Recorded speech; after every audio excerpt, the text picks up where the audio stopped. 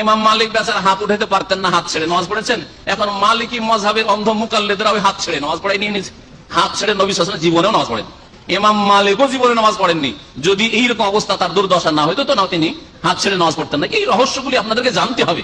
মযহাব আল্লাহ পয়দা করেননি, আর মযহাব রাসূলুল্লাহ পয়দা করেননি, মযহাব চার ইমামও পয়দা করেননি। এগুলো আমরা নিজেরা পয়দা করেছি, নিজেরা পয়দা করেছি। আমাদেরকে এই চার মযহাবের সমন্বয় করে কোরআন হাদিস মানতে হবে।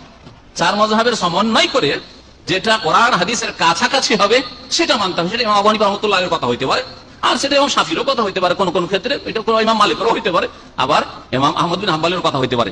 যাই হোক, এই ক্ষেত্রে শুধু ইঙ্গিত করলাম যাতে করে আমাদের দেশে যে গোঁড়ামিগুলি রয়েছে, যে আল্লাহর ফরজ করে দেওয়া হয়েছে এগুলোকে 130 ফরজ, আর চার মযহাব 4 ফরজ। চার মযহাব 4 ফরজ, তো 4টা ফরজ মানেন, একটা কেন মানছেন?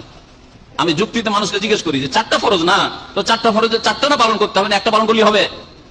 আপনারা যদি বলি যে 5 ওয়াক্ত নামাজ ফরজ, কি না বলেন? নামাজ কয় ওয়াক্ত ফরজ? 5 ওয়াক্ত। তো 5 ওয়াক্ত পড়া লাগবে না, এক ওয়াক্ত পড়লে হবে? এক ওয়াক্ত পড়লে হবে না?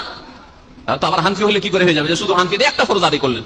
শুধু সাফি হলেন, ইন্দোনেশিয়া, মালয়েশিয়া, কেরালা সাফি, তো এক ফরজ আদায়, 3 ফরজই ছুটে গেল। হ্যাঁ, শুধু মালিকি হলেন, তো এক ফরজ আদায়, 3 ফরজই ছুটে গেল। তাহলে ওই রকম হলো না যে কোন লোক 1 ওয়াক্ত নামাজ পড়ে আর বলে যে 5 ওয়াক্ত নামাজ ফরজ, আমি 1 ওয়াক্ত আদায় করি। সে কি করে মুসলমান?